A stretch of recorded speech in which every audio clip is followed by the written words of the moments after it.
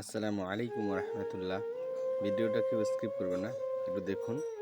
আমাদের আল আকসা জামে মসজিদের উজুখানার টেপগুলো আয়রন পানির কারণে আয়রন আটকে আটকে টেপগুলো বন্ধ হয়ে গেছে।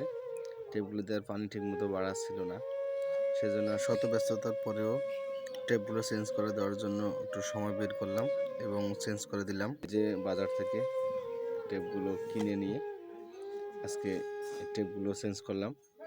সেই ভরা দুপুর, মাথায় রোদ অনেক লাগতেছিল, মানে রোদ সহ্য হচ্ছিল না।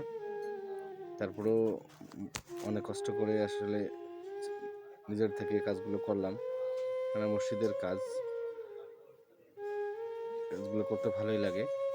মূলত মানবিক কাজগুলো আমার করতে খুব ভালো লাগে, কেন জানি না। মহান আল্লাহ তাআলা এই মানবিক কাজগুলোতে কেন এত শান্তি দেয়।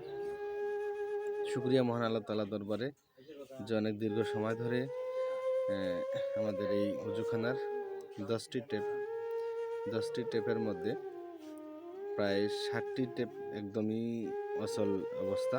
তার মধ্যে 5টি টেপ আজকে লাগাই দিলাম, মানে সময় স্বল্পতার কারণে আজকে 5টি টেপ লাগাইলাম। মানে টেপগুলো খোলাই যাচ্ছে, এখন অনেক সুন্দর পানি বের হচ্ছে।